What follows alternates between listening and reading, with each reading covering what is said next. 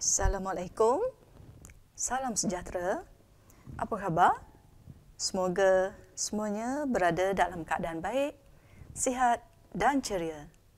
Saya, Cikgu Zaini Zakaria, akan mengajar mata pelajaran Pendidikan Jasmani dan Kesihatan. Topik kita pada hari ini ialah gimnastik asas, iaitu fokus kepada kemahiran hambur.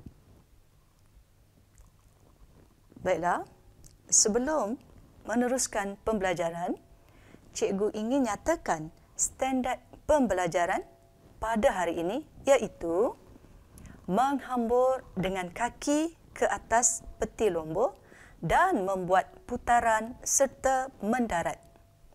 Menjelaskan perkaitan antara daya dan ketinggian lonjakan semasa melakukan hambur. Yang ketiga, mengenal pasti peralatan keselamatan yang boleh mengurangkan risiko kecederaan berdasarkan aktiviti fizikal tertentu. Baiklah, kita akan tengok apa itu gimnastik asas. Gimnastik asas adalah kemahiran yang melibatkan aktiviti pengurusan tubuh badan. Kemahiran gimnastik asas yang dilakukan oleh murid akan meningkatkan fleksibiliti, ketangkasan, imbangan, kekuatan dan kawalan badan. Kemahiran gimnastik asas dalam kurikulum pendidikan jasmani tingkatan 2 adalah menggunakan kemahiran motor yang spesifik untuk hambur dan melombor. Baik, untuk gimnastik asas ini, pelajar akan melakukan kemahiran menghambur. Kita hanya fokus pada kemahiran menghambur. Kita ada 3 disiplin menghambur, iaitu yang pertama, hambur ke udara sambil membuat putaran 90 darjah. Yang kedua, hambur ke udara sambil membuat putaran 180 darjah.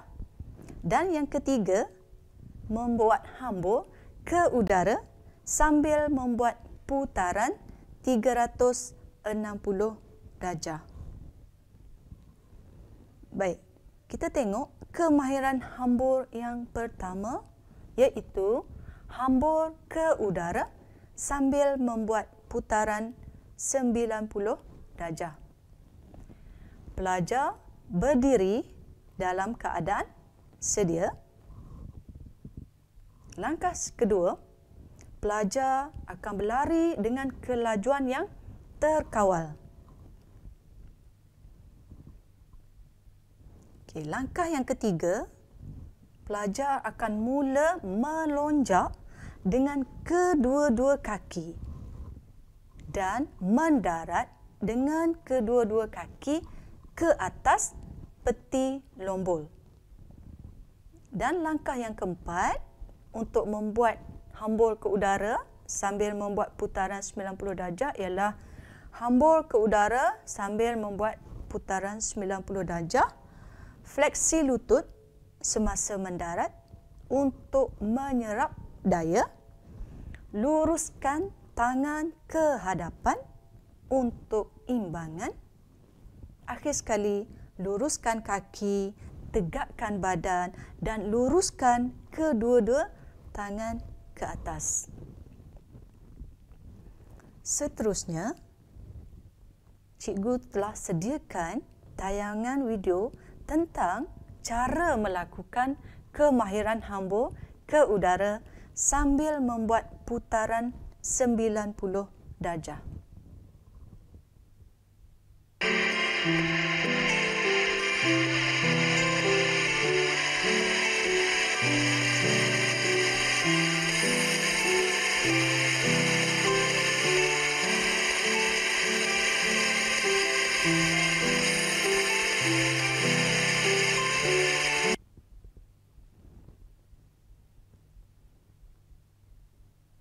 Seterusnya, kita akan lihat kemahiran menghambur yang kedua, iaitu hambur ke udara sambil membuat putaran 180 darjah. Pelajar akan berdiri dalam keadaan sedia. Langkah kedua, pelajar akan berlari dengan kelajuan yang terkawal. Yang ketiga, mula melonjak dengan kedua-dua kaki dan mendarat dengan kedua-dua kaki ke atas peti lombol. Langkah keempat, hambur ke udara sambil membuat putaran 180 darjah. Fleksi lutut semasa mendarat untuk menyerap daya. Kemudian luruskan tangan ke hadapan untuk imbangan. Akhir sekali, luruskan kaki, tegakkan badan dan luruskan kedua-dua tangan ke atas. Seterusnya, pelajar akan menonton tayangan video tentang cara melakukan kemahiran hambur ke udara sambil membuat putaran 180 darjah.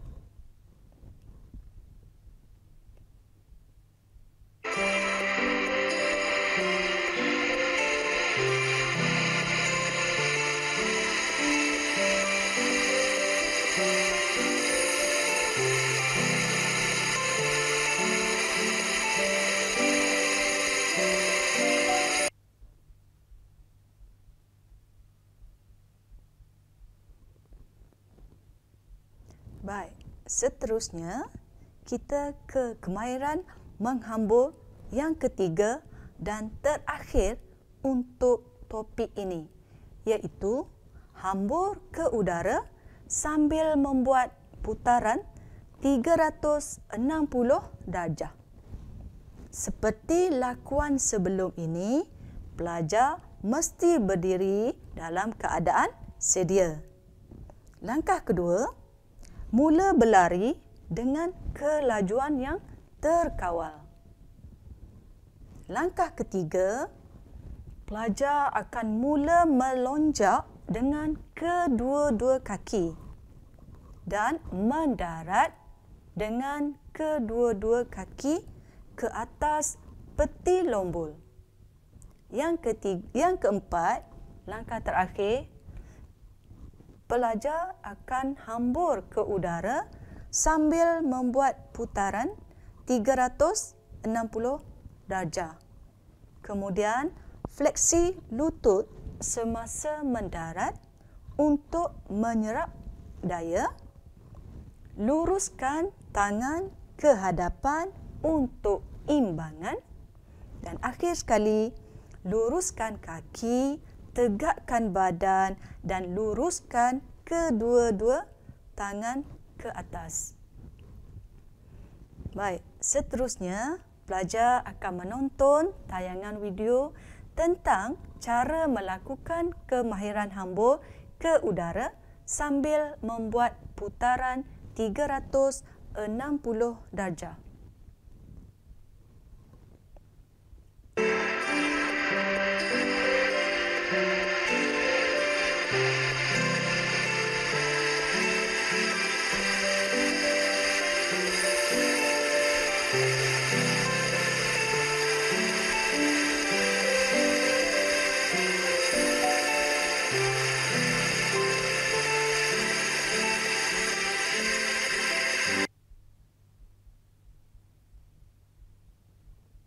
Baiklah, seterusnya mari kita tengok perkaitan antara daya dan ketinggian semasa melakukan hambur.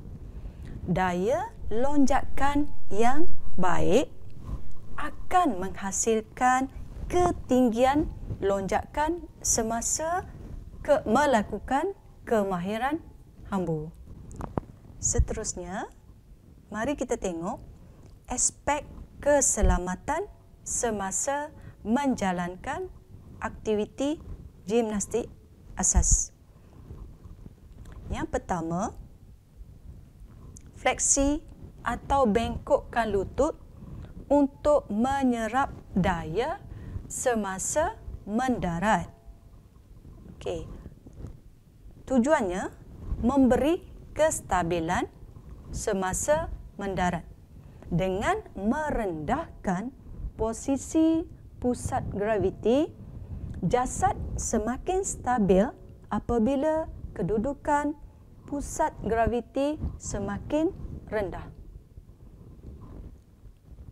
Kemudian, menyerap daya apabila fleksi lutut semasa mendarat membolehkan paha dan betis membantu menyerap daya secara sama rata.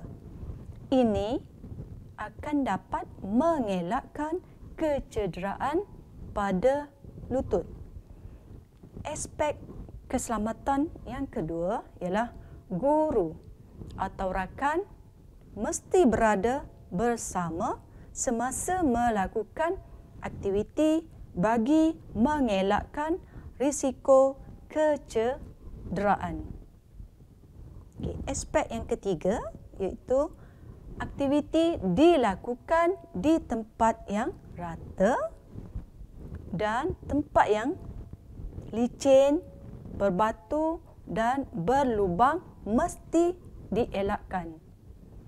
Pastikan juga tiada objek atau benda asing di kawasan aktiviti.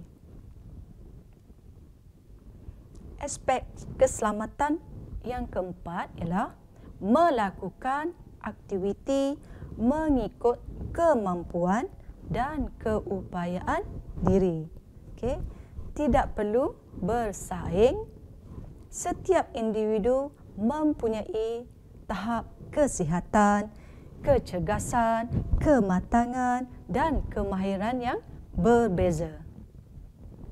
Aspek keselamatan yang kelima, melakukan aktiviti di atas tilam atau permukaan yang lembut. Ini akan dapat mengurangkan kesan kecederaan sekiranya terjatuh. Aspek keselamatan yang keenam, pakaian. Okey, perlu memakai pakaian yang sesuai dan selesa untuk melakukan aktiviti. Pakaian yang tidak sesuai dengan saiz badan juga mendorong kepada risiko kecederaan semasa melakukan aktiviti. Baik, itu saja untuk subjek pendidikan jasmani, fokus kepada kemahiran gimnastik. Saya mendoakan semoga pelajar berada dalam keadaan sihat dan bersemangat untuk belajar. Sekian, terima kasih. Assalamualaikum warahmatullahi wabarakatuh.